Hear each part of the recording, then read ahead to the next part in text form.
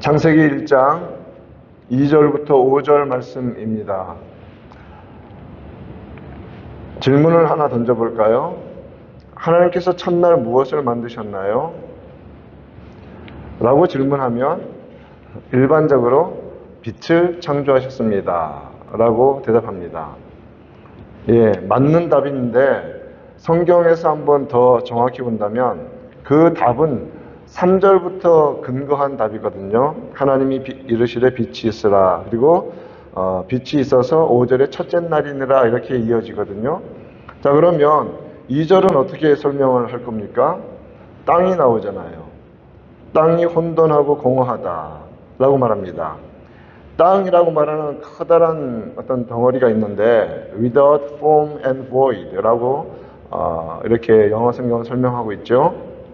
흙과 물이 뒤섞여 있는 거대한 물질 덩어리, 정확히 말하면 지구의 크기에 해당하는 이 덩어리가 물과 흙이 완전히 뒤섞여 있는 상태로 만들어진 것이죠. 첫날에. 지금 그것이 땅이 혼돈하고 공허하다라는 이 폼이 갖춰지지 않고 막 뒤섞여 있다는 그런 의미입니다. 그리고 그 물질 덩어리, 이제 지구의 원래 그러니까 처음 만들어진 그 모습은 그 완전한 어둠 속에 우리식으로 표현하면 둥 떠 있는 것이죠. 지금 우주 공간에 떠 있는 것처럼. 그러면서 하시는 말씀이 흑암이 깊음 위에 있다. Darkness was over the face of the deep. 깊은 어둠 속에 완전한 어둠이 그 위에 있습니다. 자, 그러니 첫날 하나님께서 시간과 공간을 만드시고 물질을 만드셨다고 했죠. 그래야 이 존재 방식이 시작이 되는 것이니까 그 3차원의 프레임 안에 물질이 있습니다. 그렇게 만들어진 유형의 세상 그 위로 성령 하나님의 영이 수면으로 운행하셨다. 즉 이 땅이라고 말했는데 물과 흙이 뒤섞여 있어서 마치 물로 뒤덮인 것 같은 그 상태로 하버링, 큰 날개를 펴고 성령께서 운행하시는 듯한 표현을 쓰시죠. 성령이 충만하셨다는 그런 의미입니다. 하나님의 영이. 그처럼 하나님의 영께서 거의 물로 뒤덮여 있는 이 지구의 처음 상태 위에 거대한 날개를 펼치듯 충만하게 그 위에 운행하십니다. 한번 생각해 봅시다. 하나님 아버지께서 말씀으로 세상을 창조를 시작하셨습니다. 그리고 하나님의 영, 성령께서 창조물 위에 가득 머무셨습니다. 엘로힘이 창조하셨다고 하셨죠. 그렇기 때문에 이미 창세기 1장 1절부터 시작해서 2절 넘으면서 계속해서 삼위일체 하나님에 대해서 성경은 완벽하게 우리들에게 가르쳐주고 계신 겁니다. 시편 104편 30절 보면 이런 표현이 있습니다. 주의 영을 보내어 그들을 창조하사 지면을 새롭게 하시나이다. 하나님의 영께서 창조 시간에 함께 하셨다고 시편 104편에서는 또 선언하고 있습니다. 시간과 공간 속에 이 커다란 지구의 원래의 덩어리를 창조하신 놀라운 일이 있었습니다. 그런데 그 덩어리는 완전한 흑암, 어둠 속에 머물러 있습니다. 그러니 비록 존재하지만 빛 아래에서 나타나지 않고 있으니 마치 없는 것처럼 여겨질 수 있는 것이죠. 여러분, 완전한 어둠을 경험해 보셨습니까? 정말 아무것도 안 보이는. 그러면 무엇이 존재하는지 도대체 알 수가 없죠. 어딘지도 모르고. 자, 그런데 그러한 흑암 가운데 마치 없는 것처럼 여겨지는 그 시간과 공간과 물질 속에 3절 하나님이 이르시되 빛이 있으라 이렇게 말씀하시는 거예요. 거기에 빛이 창조되는 것입니다. 그 상황 속에 빛이 창조되어지는 것이죠. 사실 이 빛도 이 3차원적인 공간에서 빛이 유용한 것이지 하나님의 존재 방식에서는 빛도 없고 어둠도 없죠. 완전하시기 때문에 나눔이 없는 겁니다. 빛을 창조하셨습니다. 그리고 빛이 있었고 그러므로 그 빛은 빛 자체로 존재하는 것이 아니라 무엇을 보여줍니까? 그 빛을 통하여서 이 땅 가운데 있는 것이 드러나게 해주는 겁니다. 보여지게 되는 것이죠. 그러므로 빛을 통하여 이미 존재하고 있는 것이지만 그 모양과 형상들이 나타나 보여지는 것입니다. 다시 한번 정리해 보면 하나님이 말씀하셨습니다. 성령 하나님께서 그 모든 창조물 위에 운행하셨습니다. 말씀이신 그리스도께서 창조 때에 함께 하셨습니다. 영원 전부터 계신 성자 하나님께서 말씀으로 창조를 함께 하십니다. 요한복음 1장 1절 말씀, 태초에 말씀이 계시니라. 이 말씀이 하나님과 함께 계셨으니 이 말씀은 누구시라고요? 하나님이시라. 그럼 together란 말은 어떤 말입니까? 두 존재를 의미하지 않습니까? 그래서 together는 한 사람을 together라고 말하지 않습니다. 그럼 말씀과 하나님 아버지가 동등하시게 함께 거하신다는 말로 together란 말씀입니다. 이 말씀이 하나님과 함께 계셨다. 더 나아가서 요한복음 1장 2절에서 그가 태초에 하나님과 함께 계셨고, 여기서 이제 하나님이라는 표현은 성부 하나님이죠. 그라는 표현은 성자 하나님, 말씀이신 예수 그리스도. 그가 태초에 하나님과 함께 계셨고, 만들어지신 것이 아니라 그 전부터 계셨기 때문에 태초, 우리의 비기닝도 함께 만드셨다는 말입니다. 태초에 함께 계셨고, 3절에서 만물이 그로 말미암아 지은 바 되었으니, 말씀이신 예수 그리스도께서 만물이 나타나게 하시는 그 능력으로 창조 때 역사하신 것입니다. 지은 것이 하나도 그가 없이는 된 것이 없느니라. 시간과 공간과 물질이 기본적으로 창조된 상태에 빛을 창조하셨습니다. 그렇기 때문에 이제 그것이 드러나고 4절 말씀 가서 보니까 하나님 빛이 하나님 보시기에 좋았더라. 하나님이 빛과 어둠을 나누사라고 되어 있습니다. 여러분, 어둠도 창조된 것입니다. 하나님이 존재하실 때 무조건 어둠 속에 계셨는데 빛을 만드셨다는 것은 잘못된 개념입니다. 하나님께는 빛도 없고 어둠도 없습니다. 이 물리적인 세상 속에서 말하는. 그래서 이사야 45장 7절 말씀은 분명히 말합니다. 나는 빛도 짓고 어둠도 창조한다. 선명하게 말씀해주고 계십니다. 그리고 더 나아가서 그것을 영적으로 우리가 더 적용할 수 있도록 어떻게 말씀하시냐면 나는 평안도 짓고 환난도 창조한다 라고 말씀하십니다. 우리 삶 가운데 있는 평안, 환난 다 하나님의 그 주권 아래 있음을 믿습니다. 하나님이 창조하셨다고 선언하세요. 나는 여호와라. 나는 여호와라.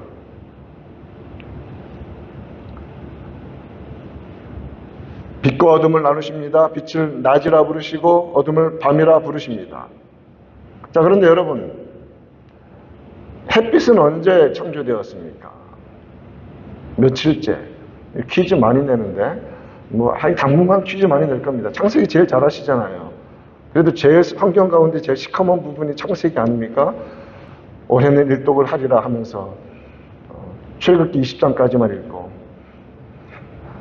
계명 나오면 이제 막 어지러워지고 레위기 가서는 포기하고 그게 보통 우리 일상적인 삶 아니었습니까?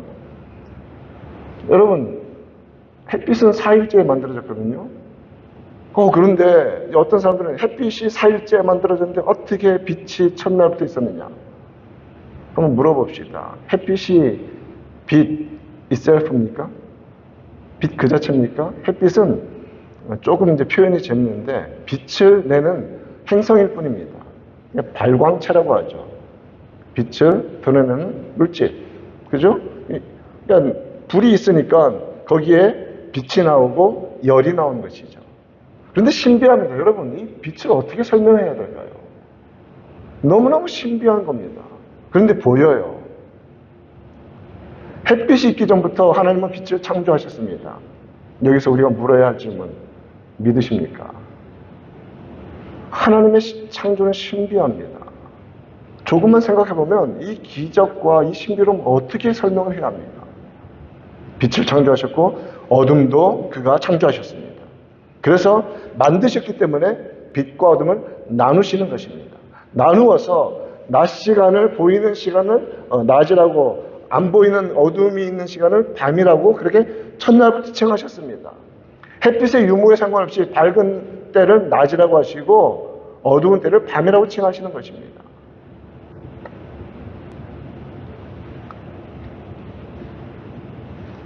하루에 정해진 루틴이, 우리는 말합니다. 지구가 자전과 공전으로 돌아가고 있기 때문에 낮과 밤이 생긴다고 했습니다.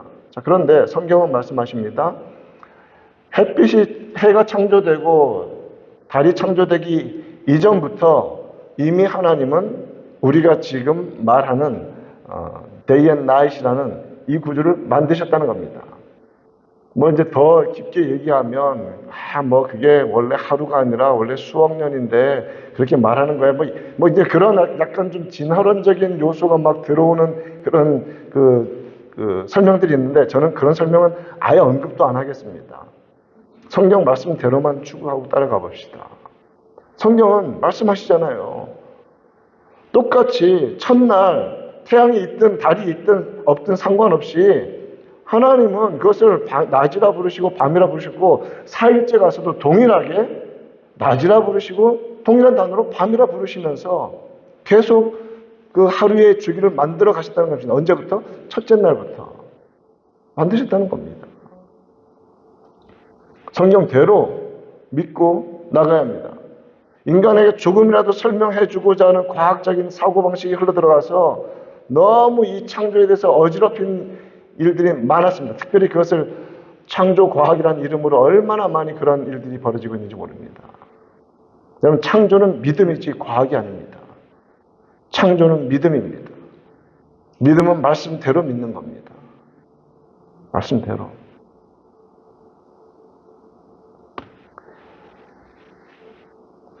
빛이 창조됨으로 인해 지구의 이 물질 덩어리로 있던 이 지구의 첫 모양이 3차원 물리 속에 이제 보여지게 되는 것이죠. 물론 이제 보는 사람은 아무도 없습니다. 그런데 하나님께서 빛과 어둠을 나누셔서 그 루틴을 만들어 주신 것입니다. 여기서 중요한 것은 빛이 만들어짐으로 말미암아 드러난다는 것입니다.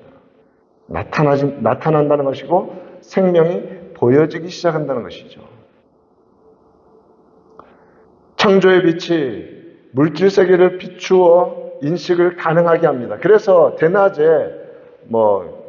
개기일식이나 이런 일이 벌어져서 달이 햇빛에 가려서 그림자가 되어지는 지역이면 어때요? 완전히 흑암처럼 깜깜해지지 않습니까? 그러면 역사 속에서 보면 그런 일이 벌어지면 어떤 그 재앙의 징조로 느끼는 그런 일들이 얼마나 많이 있었습니까? 자, 그런데 그처럼 빛은 어두운 것을 드러낸다는 말이죠.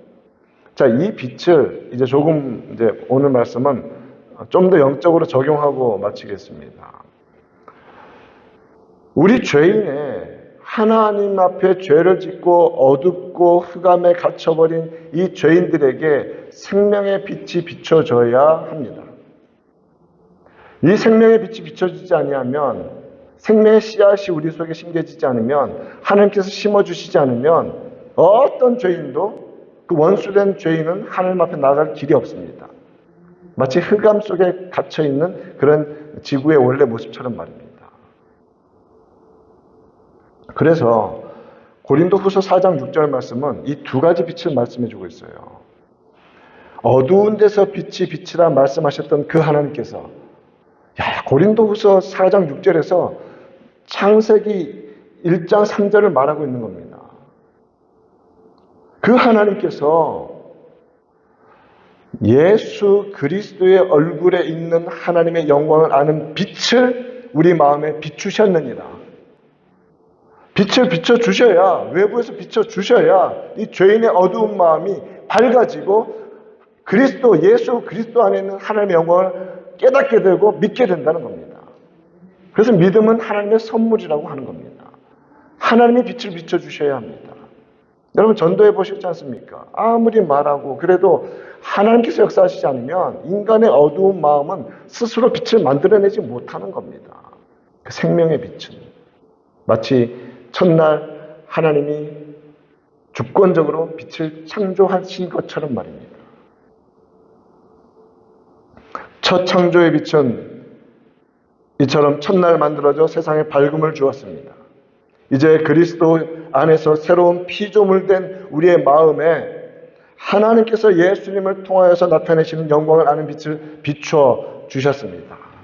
이 얼마나 놀라운 은혜입니까? 이 믿음보다 더 큰 은혜는 없습니다.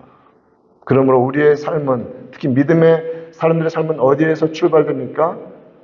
세상에서 가장 고귀한 은혜와 선물에서 출발되는 것이 믿음의 사람들의 생활이며 하루입니다. 여러분, 복된 하루를 시작하고 있습니다. 이 놀라운 생명의 빛을 우리에게 비춰주셨으니 오늘도 이 생명 가운데 살아가면서 예수를 온전히 믿고 따르며 말씀하신 대로 믿고 말씀대로만 따라가며 진리의 빛 주신 하나님께 감사하며 믿음으로 순종하며 살아가는 귀한 은혜의 하루가 되기를 우리 구주 예수님의 이름으로 축원드립니다.